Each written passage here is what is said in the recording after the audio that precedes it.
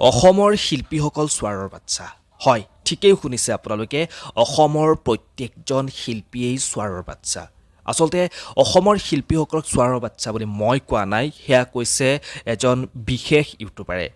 বিশেষ ইউটিউবাৰে অসমৰ প্ৰত্যেকজন শিল্পীকেই প্ৰত্যেকজন কণ্ঠশিল্পীকেই বিভিন্ন ধৰণৰ অশ্লীল শব্দৰে গালি পাৰিছে সামাজিক মাধ্যমত এই ঘটনাটো বৰ্তমান চৰ্চা লাভ কৰিছে আৰু তাৰ পাছতেই শিল্পীসকলে সেই ইউটিউবাৰজনৰ ওপৰত আৰক্ষী থানাত গৈ গোচৰ তৰিছে আচলতে কিহৰ কাৰণে সেই বিশেষ ইউটিউবাৰজনে শিল্পীসকলক এনেকৈ গালি পাৰিবলগীয়া হ'ল মাজে সময়ে অসমৰ ছোৱালীসকলক লৈও সেই বিশেষ ইউটিউবাৰজনে বিভিন্ন ধৰণৰ অশ্লীল শব্দ প্ৰয়োগ কৰি থকা দেখা পোৱা যায় আৰু সেই ইউটিউবাৰজনৰ নাম হৈছে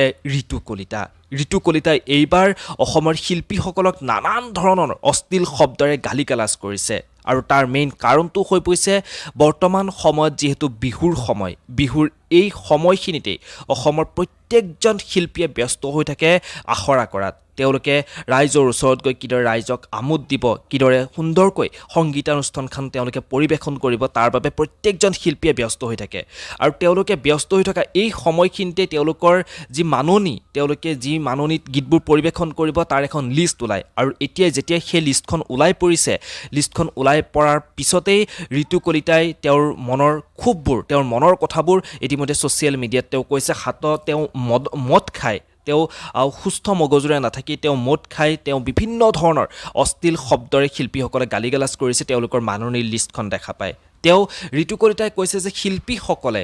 কম মাননীত কিহৰ কাৰণে বিহুৰ অনুষ্ঠানখন কৰিব নোৱাৰে কাৰণ বিহু হৈছে আমাৰ অসমীয়াৰ জাতীয় উৎসৱ আমি বিহু বুলি ক'লে আমাৰ সকলোৰে গা হাতখন লাগে আৰু এই বিহুৰ সময়খিনিতে শিল্পীসকলৰ দামবোৰ ইমানকৈ বাঢ়ি যায় কিহৰ কাৰণে শিল্পীসকলে আন অনুষ্ঠানবোৰত বিহুৰ বাহিৰে আন যিবোৰ অনুষ্ঠান থাকে সেই অনুষ্ঠানবোৰত তেওঁলোকে মনে বিচৰা ধৰণে তেওঁলোকে মাননি ল'ব পাৰে কিন্তু বিহুৰ এই সময়খিনিত তেওঁলোকৰ যিখিনি তেওঁলোকে পাব লাগে সেই প্ৰাপ্য মাননিখিনি লৈ তেওঁলোকে কম পইচাত কিহৰ কাৰণে সংগীতানুষ্ঠানখন পৰিৱেশন কৰিব নোৱাৰে কাৰণ বৰ্তমান সময়ত শিল্পী বুলি ক'বলৈ কিন্তু বহু গায়কে নিজকে শিল্পী বুলি পৰিচয় দিয়ে তেওঁলোকৰ তাত শিল্পী সত্তা নাই তেওঁলোকে দুই এটা অশ্লীল শব্দ প্ৰয়োগ কৰি অশ্লীল বেনাৰ লগাই তেওঁলোকে দুই এটা গান মুক্তি দিয়ে সেই মুক্তি দিয়া গানৰ পিছতে ভাইৰেল হৈ পৰাৰ পাছতে আমাৰ অসমৰ মানুহে সেই মানুহকেইজনকে সেই গায়ককেইজনকে কিন্তু মঞ্চত গীত পৰিৱেশন কৰিবলৈ নিমন্ত্ৰণ জনায় আৰু তেনেকৈয়ে তেওঁলোকৰ ডিমাণ্ডবোৰ বাঢ়ি যায় কিন্তু আচলতে যিসকল প্ৰকৃত অৰ্থত শিল্পী যিকেইজন প্ৰকৃত শিল্পী সেই প্ৰকৃত শিল্পীবোৰ কিন্তু ক'ৰবাতে পৰি ৰয় গতিকে সেই শিল্পীসকলক সেই গায়কসকলক আচলতে সেইসকল শিল্পী নহয় সেই গায়কসকলকে আচলতে এনেধৰণৰ অশ্লীল শব্দৰে গালি পাৰিছে ঋতু কলিতাই বাৰে বাৰে কৈ আছে যে বহাগ বিহুৰ সময়ত তেওঁলোকে তেওঁলোকৰ দামবোৰ কিহৰ কাৰণে বাঢ়ি যায় যিখিনি তেওঁলোকৰ কষ্ট উপাৰ্জিত তেওঁলোকে যিখিনি সেই মাননিটো কমাই ল'বলৈ দিছে যিখিনি তেওঁলোকে চলিব পাৰে যি মাননিৰে সেই মাননি নিৰ্ধাৰণ কৰি সংগীতানুষ্ঠান পৰিৱেশন কৰাত তেওঁ ঋতু কলিতাই কৈছে আৰু তাৰ পাছতেই শিল্পীসকল জাঙুৰ খাই উঠিছে শিল্পীসকলক যিহেতু ঋতু কলিতাই মদ খাই উঠি বিভিন্ন ধৰণৰ অশ্লীল শব্দৰে সেই দিনাখন তেওঁৰ ভিডিঅ'টোত কৈছিল আৰু তাৰ পাছত ঋতু কলিতাই ক্ষমা খুজিবৰ কাৰণে শিল্পীসকলে ক'লে অৱশেষত ঋতু কলিতাই ক্ষমা খুজিছে কিন্তু তেওঁ যি অশ্লীল শব্দ ব্যৱহাৰ কৰিছিল সেই অশ্লীল শব্দ ব্যৱহাৰ কৰাৰ বাবেহে ঋতু কলিতাই সামাজিক মাধ্যমত আহি ক্ষমা খুজিছে কিন্তু তেওঁ যিটো বিষয়লৈ কথা কৈছিল যিটো শিল্পীসকলক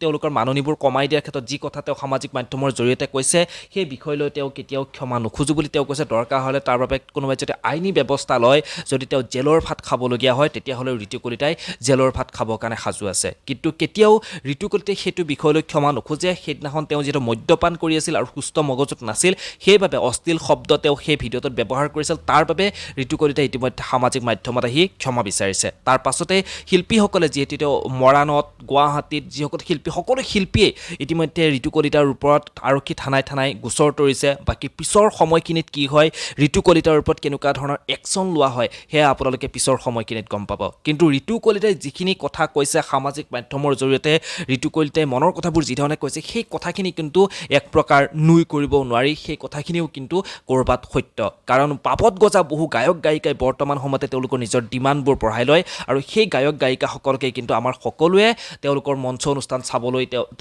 তেওঁলোকৰ সংগীতানুষ্ঠান চাবলৈ আমাৰ বহু দৰ্শক যায় আৰু তেওঁলোকক মৰম আদৰ কৰে আৰু তাৰ বাবে তেওঁলোক মূৰত উঠিবলৈ লৈছে। বাকী এই ভিডিঅ'টোৰ পৰা মই ইমানতে বিদায় লওঁ, পুনৰ লগ পাম নতুন কিছু খবৰে। ধন্যবাদ।